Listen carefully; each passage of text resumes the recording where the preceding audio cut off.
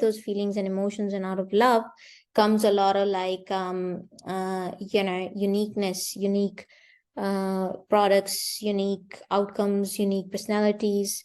We see in the world that how their different personalities become prominent in the world. That's because they had love of something, right? Mother Teresa loved humanity. There's a world leader who loved to, for instance, organize and just help a system flourish. There's a person in sports, who used to love playing to its best, and people really got inspired by that person. There are many sportsmen that we can list throughout the world who have done really well. So you look at that in every sort of category, humans who have done really well are passionate humans. The humans who had feelings, who had emotions. You cannot take that out. You cannot dishonor that, because maybe if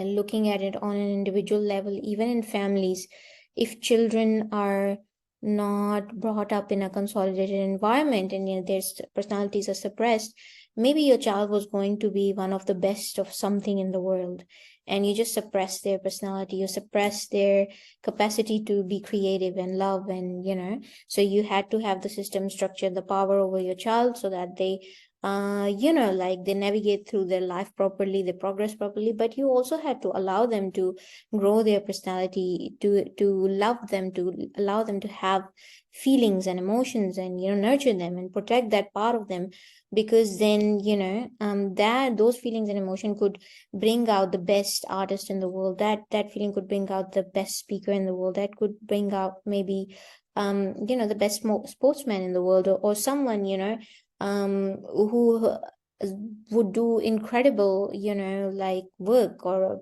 one of the best scientists who has done some kind of really remarkable discovery that no one else has done, just because that person was extremely passionate and had emotions about making something work. So on a level of a family, whether it's about your children or whether it's between husband and wife, you cannot dishonor that part.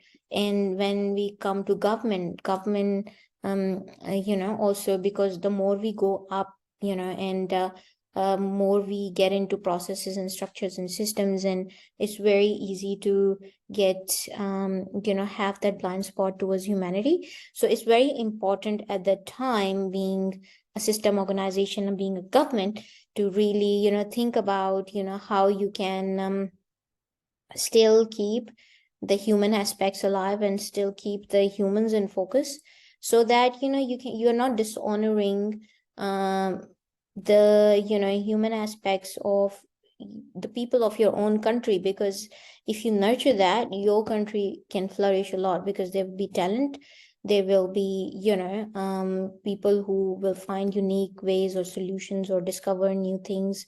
And and in each country, we have heroes of the country, and you can create more of them if you really flourish that part of that and respect that. And when then it comes between two different countries, they have to think about humanity itself, that you cannot create so much disorder in the world that you end up destroying the human aspects, God forbids. And hopefully nothing like that ever happens. But we do have nuclear power in the world, and we should suppress things which could hurt humanity, because humanity in itself at the moment has to be taken care of. And you have to think about the fact that how many years would it take for humans to recover that aspect of them back? God forbid, hopefully not that anything like that.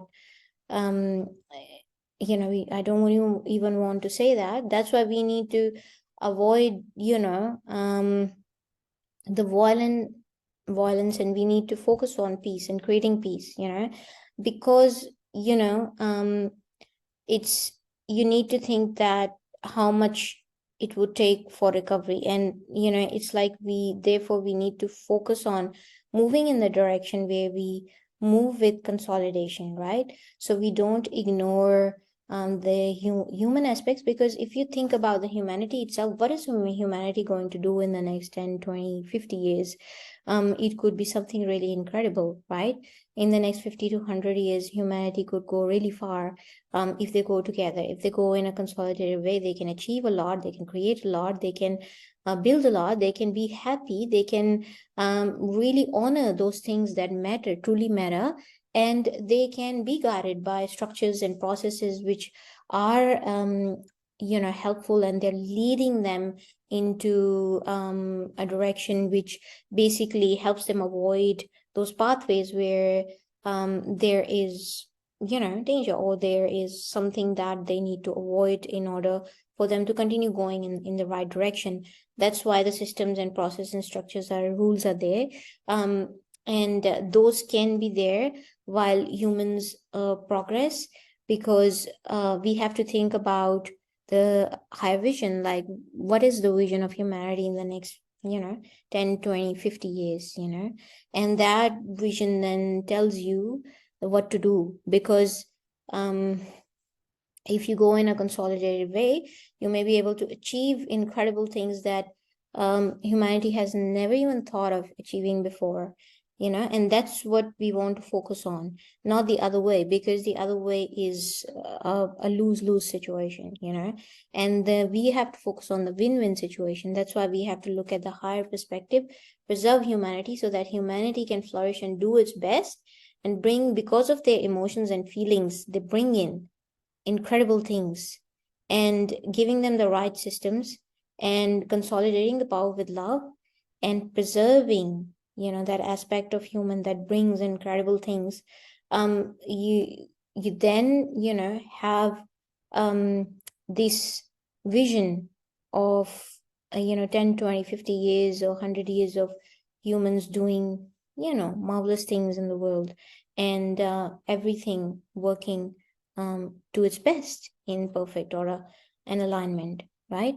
So then it brings us to preservation, and that brings us to aligning as one force for good, trying to bring everything to that, and so that we can obtain the desired common result. Thank you.